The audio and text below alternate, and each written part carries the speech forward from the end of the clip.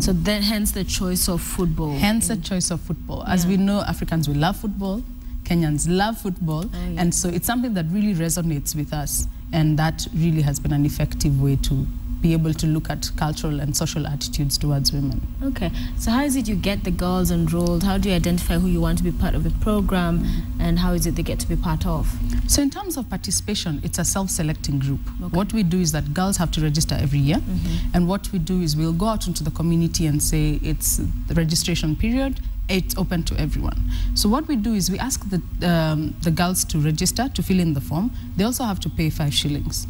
It's 5 shillings, it's not much, but what it does is, one, it ensures that there's some buy-in, that there's a sense of ownership, that they've actually paid for a service. And but two, we also have to get parental consent. We work with girls from 9 years all the way to 25. And so for a lot of those, we have to get parental consent for them to be able to participate. And so this year we are working with 5,300 girls. And we are seeing their participation increasing every year. This is over 1,000 more than we did last year. And what that tells us is that society in that environment is beginning to accept the method that we use, is beginning to see it as something that works, and have actually started to see the value of getting their girls involved in an active sport. And we're seeing some of these clips. Okay, the clip has moved. Now we're on a split screen together.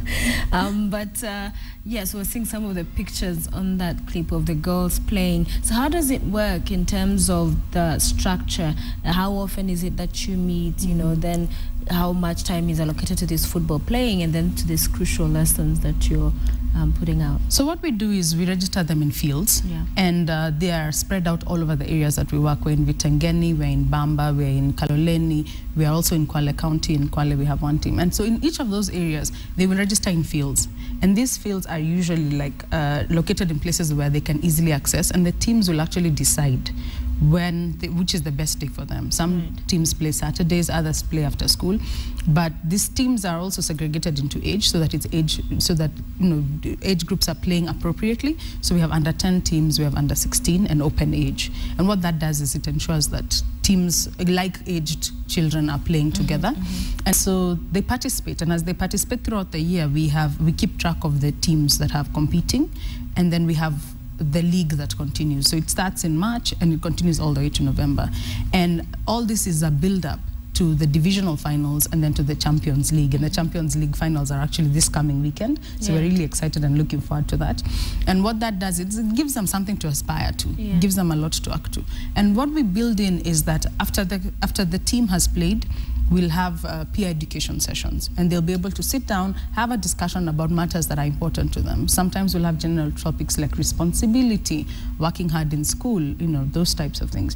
But then we also try and talk to them about sexual and reproductive health, because it depends on where you stand on this matter. But I look at it, and we look at the statistics in Kilifi, and you'll see high rates of teenage pregnancy. And so for us, we look at it and say, if someone out there is going to cheat this girl and get her involved in unprotected sex and give her information that she'll be making a decision that's based on the wrong facts. We want to get in there and to be able to say, these are the true facts. There is HIV and AIDS out there. And you need to protect yourself. And for us, really, what we're doing is empowering them to be their own advocate and to be the one that protects themselves in situations where they can. Is that the biggest problem, you'd say, in Kilifi County, the early pregnancies? Or what is the biggest challenge, especially for the girls? Definitely early pregnancy. And it impacts on a on It impacts on how long they stay in school. It impacts on the level of poverty. It impacts on their economic opportunities. Because for many of them, if you've dropped out of school, then it means you don't even have a lot of opportunities in terms of the work that you could do. And so that's another thing that we try and work on, to say, okay, it may have happened that you've got an early pregnancy. It may have happened that you are poor, you weren't able to proceed in school. But so what else can you do? We give them vocational training. We take some of them, those who are eligible, to tailoring school. We also do economic empowerment in terms of starting businesses, business startup. But then there are those who want to be employed, and we'll give them the skills, CV writing, interviewing skills, to be able to prepare them for the world out there. and for them to be able to compete. Yeah. What are some of the successes you'd say you've seen for the period of time you've been running? I think some of the successes that we've seen is certainly the economic empowerment. We've been able to start savings and loan groups that have really thrived. And we've worked with strong partners. You know, some of our partners in that process have been like the Study Youth to Youth Fund, who have given us a grant and who have believed in our vision that we can get these girls to start small, and we've actually been able to get them into apprenticeship programs where they've seen a future for themselves in these careers that they've studied in. But we've also seen success in professional football playing. And last year, our team participated in the Women's Professional League. And so we also see it as creating opportunities for women who want to be footballers, much as the environment is not necessarily supporting a lot of professional women in football. It's something that we are passionate about. It's something that we work for. And so we are hoping to continue to advocate for more space for women in the football sphere. So the country has been having a discussion, the debate rages on My Dress, My Choice. So in some of those events we've seen happen, women being stripped. And as you're talking to these girls, because some are of the school of thought that responsibility does lie with the woman, with the girl, in terms of what it is you're dressing. So what is it you're telling them so that first they're better prepared for what the world is clearly turning out to be and some of the challenges that one will face out there, but also as individuals that yes, my dress, my choice, but how do you draw then the line also with perhaps that respect for others and also responsibility, if at all even that should be an issue? I think to start with, maybe just as a general comment on My Dress, My Choice and the issue of stripping of women in public, I think for me is to look at it that it's your dress, your choice, but we also have rights as Kenyans to be secure and to be safe. Right. So that it's also, I also look at it as an issue of its criminal elements that are in our society and that need to be dealt with from a legal perspective. But looking at what the response and what we teach the girls is that one is tolerance, respect, understanding, so that they need to be able to look at their society and demand tolerance, demand understanding, and also be able to give it themselves. And so one of the things is also because of the different clashes of culture. The issues are might not necessarily be exactly the same, but there are even parents who don't want their girls to wear shorts to play football. So that it's also looking at it and saying, yes, because at that point, especially for the young teenage girls, those are the issues they're facing when it comes to their dress. And so being able to tell them that they have a right to ask, they have a right to negotiate, and to tell their parents, I need to wear these shorts in order to play football. And so what we've seen is that over time, tolerance grows. But then it's a work in progress. It's a work in progress. What I would say is that the incidents that we've seen in Nairobi and in other parts of the country now are really clawing back all the progress that we've made as a society to be more tolerant and more understanding. And so they need to be stemmed immediately. So seeing the number of arrests that have taken place, for me, I want to, we need to go quickly to the point of prosecutions, and for this to be dealt with as a criminal element, so that we can be able to turn around and say, if you decide that you're going to be the moral police, there are consequences for those actions, and the long arm of the law will catch up with you, and it's going to be dealt with as a crime, because that is a sexual assault. Yes. It's International Men's Day today. Do you think, as some would argue, there's more attention on the girl child, and perhaps the boy child has been forgotten? My view on the matter is that the girl child is coming from a place of great disadvantage. I'm not saying that we need to forget the boy child. And actually, it's recognized that the role of men and boys in the emancipation of women is extremely critical. So that what I see it is, it's not an issue of either or. It's that for our society to work, for it to function effectively, we must pay attention to both. So in situations where the girls are disadvantaged, they need to be pulled up and supported. But in situations where the boys are also facing challenges, we also need to support them. So in the work that we do, when we're talking about sexual and reproductive health, you'll find that in most instances, much as you're empowering this girl, she's going to go out and have relationships with men and with boys.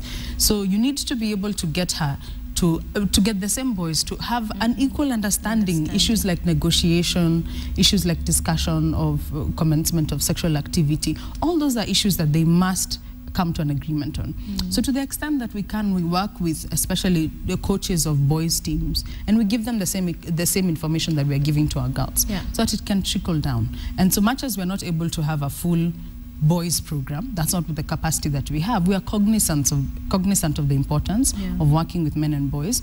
And so I'm happy to celebrate World Men's Day, for sure. All right. And you're in Kilifi now. Is there a plan to spread elsewhere? Because such initiatives are required in other counties as well, other grassroots areas, because some of those challenges you describe are not unique to Kilifi. For sure, for sure. And so our first expansion has been our expansion to Kwale County.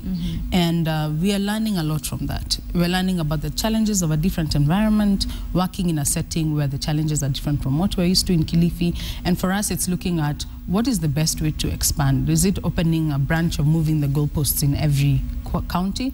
Or is it empowering other people in other counties to be able to do this work similar to what we do and to respond to the issues that they deal with? So we are dealing with that right now. And for us, it's just charting the way forward as we start our new year in the new strategic plan, is to look at how can we be able to spread the positive impact that we've seen and to be able to give other people the resources and the capacity to do what it is that we're doing in Kilifi.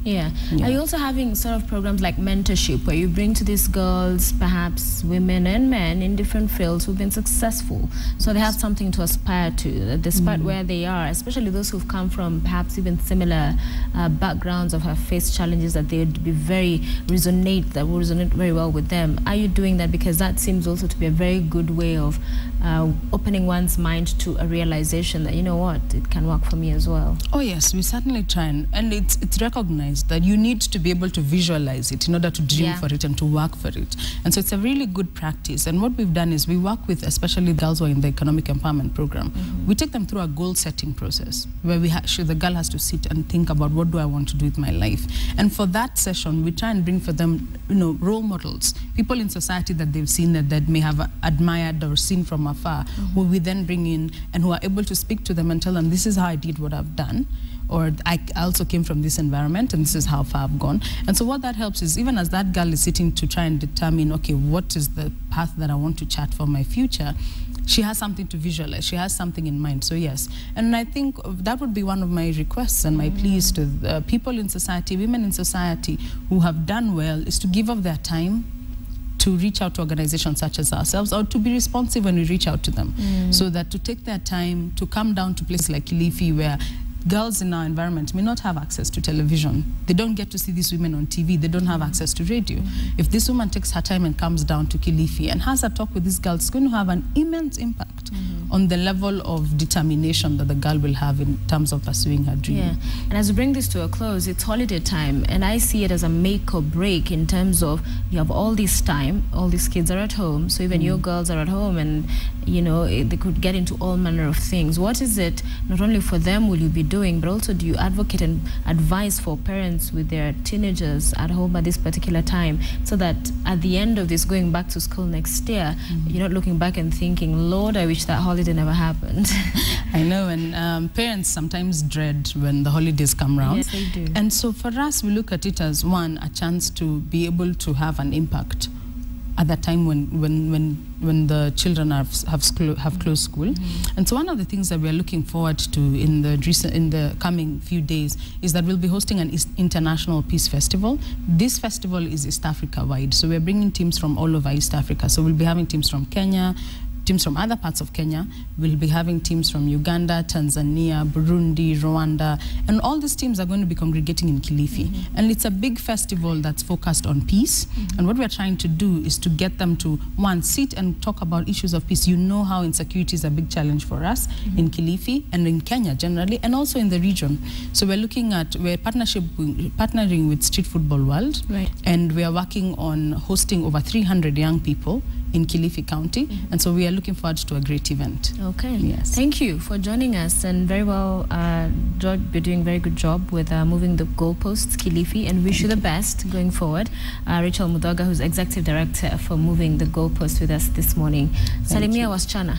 I certainly will. Okay. Thank you for being with us, and we thank you for watching the show.